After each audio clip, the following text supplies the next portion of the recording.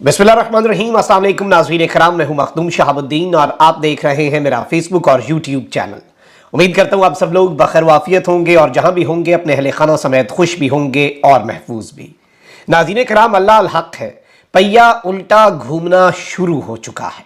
इमरान खान की ज़रूरत पड़ गई है और ज़रूरत भी इमरान खान के सबसे बड़े मुखालिफिन को पड़ी है, यानी कि मौलाना फजलुर रहमान और आसिफ अली जरदारी को इमरान खान की याद सताने लगी है। इमरान खान सबका उस्ताद निकला है सियासत के मैदान में और इस वक्त आपस में गुत्थम गुत्था होने का वक्त तो इन सबका हुआ चाहता है, लेकिन कप्तान की याद किस तरह से सताना शुरू हो चुकी है, पीटीआई नहीं तो कोई नहीं, इस हवाले से अहम तरीन चीजें हैं।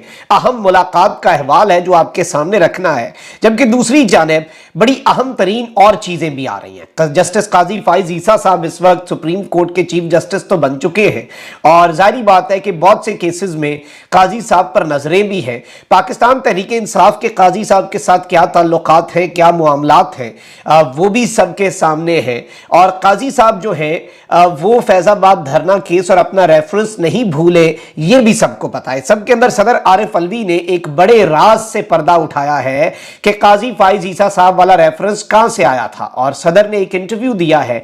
ये इंटरव्यू बड़ा अहम है और इस इंटरव्यू के हवाले से पाकिस्तान तहरीक इंसाफ का मौकफ जो है वो भी सामने आ चुका है। इसके साथ ही साथ पीटीआई के लोग जो है उनके गिर्द घेरा तंग किया जा रहा है। जुल्फी बुखारी के रेड वारंट और इंटरपोल के जरिए जुल्फी बुखारी की गिरफ्तारी की कोशिशें भी तेज हो चुकी हैं और आगे चल के फिर शहबाज गिल और दीगर लोग जो बाहर हैं उनके लिए भी शिकंजा कसा जाएगा, उस पर भी बात कर लेते हैं।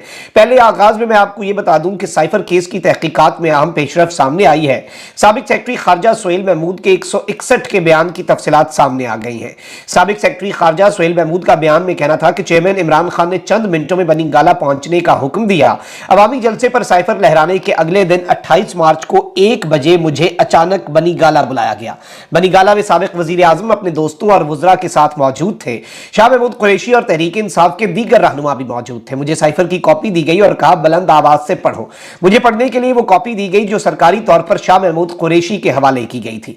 मीटिंग के कई शुरका साइफर पर कमेंट करते रहे। इस मीटिंग के मिनट्स नहीं लिए गए थे। बाद में पता चला कि मीटिंग को रिकॉर्ड किया गया।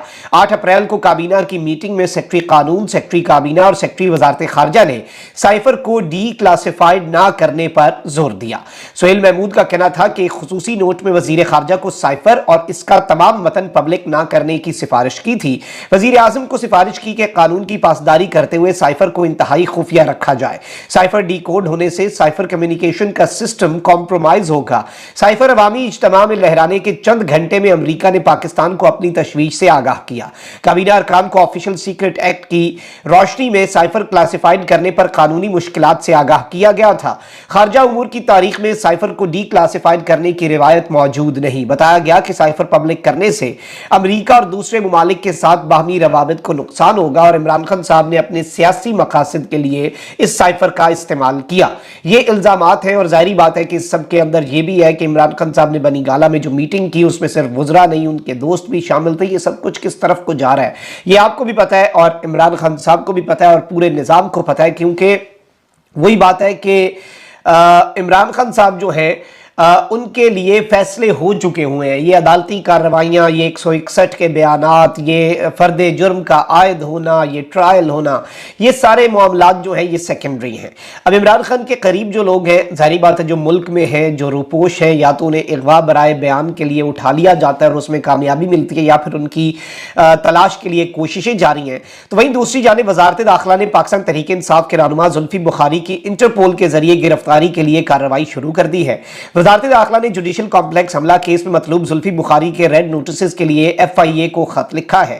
खत में कहा गया है कि FIA इंटरपोल के जरिए जुल्फी बुखारी के रेड वारंट जारी करवाए। खत के मतन के मुताबिक FIA इंटरपोल को दरखास्त से कबल मामले के कानूनी और तकनीकी जो पहलू हैं उनका जायजा ले।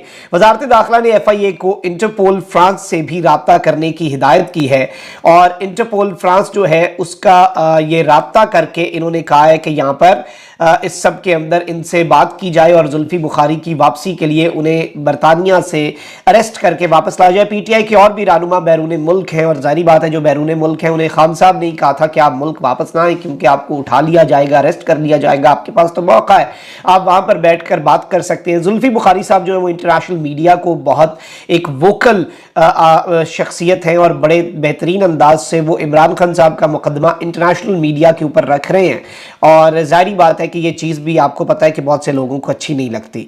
अब यहाँ पर आरिफ अलवी साहब जो है उस पर बढ़ते हैं। उनकी खबर के हवाले से उन्होंने एक इंटरव्यू दिया है और उन्होंने कहा है कि जस्टिस काजी फायजीसा के खिलाफ रेफरेंस मैंने नहीं भिजवाया था, रेफरेंस वजीर आजम ऑफिस से आया था, बाद में साबिक वजीर आजम ने कह दिया था कि वो रेफरेंस देना ही नहीं चाहते थे। और इन्होंने हामिद मीर साहब को इंटरव्यू दिया और इन्होंने कहा कि वो मुल्क में जमहूरियत चल रही है, चेयरमैन पीटीआई के साथ 27 साल से हूँ, वो बतौर दोस्त और हमदर्द मुझ पर नजर रखते हैं, वो अभी भी मेरे लीडर हैं। इमरान खान की मकबूलियत में इजाफे का क्रेडिट निगरान हुकूमत को जाता है। उन्होंने कहा कि ऐवान सदर में ना होता तो पीटीआई दौर का वजीर होता तो जेल में होता। इस वक्त मुल्क को जोड़ना जरूरी है, दरगुजर की कैफियत से कौमें बनती हैं। चीफ जस्टिस के खिलाफ रेफरेंस से मुतल्लिक आरिफ अलवी ने कहा कि काजी फायजीसा शफाफ अंदाज में बेंचेस बना रहे हैं, उनके खिलाफ रेफरेंस से मेरा कोई ताल्लुक नहीं, रेफरेंस मेरे पास आया तो किसी न किसी तरफ तो भेजना होता है। उन्होंने कहा कि उस वक्त के वजीर आजम ने तो कह दिया कि वो रेफरेंस देना ही नहीं चाहते थे। काजी फायजीसा काबिल एहतराम शख्सियत है और वो इंसाफ करेंगे, लोगों को अदालतों पर भरोसा है। चीफ जस्टिस से कौम को उम्मीद है कि वो कौम की उम्मीदों पर पूरा उतरेंगे। उनका कहना था कि आइन कहता है अगला सदर मुंतखब होने तक मौजूदा सदर अपनी जिम्मेदारियां जारी रखेगा। पार्लिमानी निजाम में इस बात का इम्कान रहता है कि हुकूमत मुद्दत पूरी ना कर पाए। पाकिस्तान बड़ी मुश्किलात के साथ जमहूरियत के निजाम पर कायम है। इलेक्शन की तारीख से मुतल्लिक इन्होंने कहा कि पंजाब और केपी में इंतखाबात के लिए खत का कोई नतीजा नहीं निकला।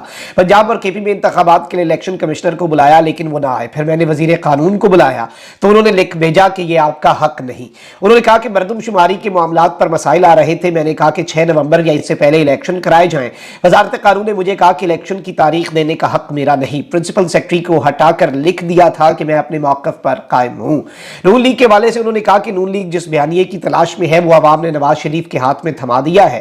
मीनारे पाकिस्तान पर नवाज शरीफ ने सियासी जमातों और इदारों को साथ लेकर चलने की बात की लेकिन अगले दिन वो सर्वे में अवाम की अक्सरियत ने 70% ने कह दिया कि वो चेयरमैन पीटीआई से महाजराई के खात्मे और तमाम सियासी पॉलिसियों को साथ लेकर चलने की हिमायत करते हैं। अच्छा, इस सब के अंदर लेवल प्लेइंग फील्ड के लिए भी इन्होंने बात की और कहा कि उसकी बहुत ज़रूरत है, इलेक्शन साफ और शफाफ होना चाहिए और इस तरह की चीज़ें जो है कि हज पर गया तो इलेक्शन एक्ट की तरमीम जारी हो गई, हज पर ना गया होता तो इलेक्शन एक्ट में तरमीम पर दस्तखत ना करता तो आप हज अगले साल कर लेते जब आप सदर जो हैं वो नहीं थे और आप अपने एज अ प्राइवेट पर्सन कर लेते। लेकिन चले, अब इन्होंने ये सारी बातें कही हैं आरिफ अलवी साहब ने, तो इस पर पाकिस्तान तहरीक इंसाफ जो है उसने एक बेलाग और जामे तबसरा करार दिया आरिफ अलवी साहब के इंटरव्यू को और इन्होंने कहा कि सदर का इंटरव्यू मुल्क में जारी सियासी और आईनी बहरान के हल की जरूरत उजागर करता है। शफाफ इंतखाबात से अवामी मैंडेट की नागुज़ीरियत पर सदर मुमलिकत की गुफ्तगू खुश आइंद है। पीटीआई ने इस इंटरव्यू को खुश आइंद करार दिया है। अच्छा भाई, दूसरी जानिब पूरी कौम को पता है, बच्चे बच्चे को पता है कि नवाज शरीफ एक तारीखी सरेंडर करके मुल्क वापस आए हैं। लेकिन चले, अब ऐसे है तो ऐसे ही सही। एक दिन नवाज शरीफ कहता है कि मैं बाजवा और फैज़ और साकिब निसार को निशाने बरत बनाऊंगा, अगले दिन शहबाज शरीफ की दौड़ें लगती हैं, फिर इसहाक डार को कहना पड़ता है नहीं जी हमने इंतकाम अल्लाह पे छोड़ दिया है। तो सबको पता है क्या पैगाम गया, किस चीज़ के ऊपर सरेंडर किया। लेकिन अब ये बातें ऐसी कर रहे हैं। इसहाक डार ने कहा कि नवाज शरीफ के खिलाफ पनामा का ड्रामा रचाया गया, हमारी कोई डील नहीं हुई, हम डील पर यकीन नहीं रखते। और इन्होंने कहा कि नवाज शरीफ इंतकाम की सियासत नहीं करेंगे, यही तो आपकी डील है, वो इख्तिदार में आ गए तो बयानिया मफाहमत का होगा। पीडीएम हुकूमत का मकसद मुल्क को डिफॉल्ट से बचाना था। और इन्होंने और भी बातें की, तो इन्होंने इस सब के अंदर बड़ी मिसालें दी और कहा कि नवाज शरीफ की कोई डील नहीं हुई, ये नहीं हुआ, वो नहीं हुआ। अलबत्ता आपको पता है कि नवाज शरीफ साहब डील्स जो हैं वही सारे मामलात लेकर चले हैं। और एक जानिब तो आज फिर नवाज शरीफ साहब की हिफाजती जमानत और सजा अपीलें सजा के खिलाफ अपीलें जो हैं वो बहाल करने की दरखास्तों पर समाअत, उसके हवाले से मैं अगले व्लॉग में आपके सामने अदालती कार्रवाइयां रखूंगा कि खान साहब के साथ आज अदालतों में क्या हो रहा है और नवाज शरीफ के साथ अदालतों के अंदर क्या चल रहा है। अब जरा आ जाते हैं इंतहाई अहम खबर पर जो मैंने अपने इब्तदाइये में, जो मैंने अपने इंट्रो में आपके सामने रखी थी, और वो ये है नाज़रीन कराम कि नवाज शरीफ साहब जो है उन्हें जिस तरह की डील के जरिए मुल्क लाया जा रहा है ये बहुत तशवीशनाक है। ये तशवीशनाक सिर्फ अवाम के लिए नहीं बल्कि बाकी पॉलिटिकल प्लेयर्स के लिए भी है। और इस सब के अंदर आपको पता है कि मौलाना फजल रहमान साहब जो है वो किसी हुकूमत का अगर हिस्सा ना हो तो उन्हें बहुत ज़्यादा बुरा लगता है, और वो हर हुकूमत का हिस्सा होते हैं। वो सब्जी की तरह उनकी जमात है जो वो आलू की तरह जो हर सब्जी के साथ ही फिक्स हो जाता है। और जारी बात है इमरान खान ने नहीं किया तो कितना गुस्सा था मौलाना साहब को खान साहब पर। आपको पता है मिनिस्टर्स एनक्लेव वाला वो घर कभी भी नहीं छोड़ना चाहते मौलाना साहब। लेकिन मौलाना साहब जो है अब उन्हें एक चीज़ रियलाइज़ हो रही है कि पीटीआई को मुकम्मल तौर पर अगर ख़त्म किया जा रहा है, आपने ये नुक्ता समझना है। और जरदारी साहब को भी यही लग रहा है, देयर इज़ अ रीज़न कि मौलाना साहब और जरदारी साहब बार बार ये पैगाम दे रहे हैं नवाज शरीफ साहब को, पब्लिकली भी अपने रहनुमाओं के जरिए भी और वैसे भी, कि आप इस्टेब्लिशमेंट के हाथ में ना खेलें, आप इस्टेब्लिशमेंट के कंधों पर चढ़कर ना आए और आप फिर से वही गलतियां दोहरा रहे हैं। जमहूरियत की खातिर, आप तसलसल की खातिर वो सब कुछ नहीं कर रहे। ये सब कुछ इसलिए नहीं कि ये चाहते हैं कि नवाज शरीफ जो है वो इस्टेब्लिशमेंट के साथ ना चले, और इसलिए भी नहीं कि ये सारे मुल्क के बहुत ज़्यादा सगे हैं, इन्हें मुल्क की बहुत ज़्यादा या जमहूरियत की बहुत ज़्यादा परवाह है। सबसे पहला तो इन्हें ये मसला है कि हम क्यों नहीं इस्टेब्लिशमेंट के लाडले। अगर इस्टेब्लिशमेंट के लाडले हम होते तो ज़्यादा बेहतर होता।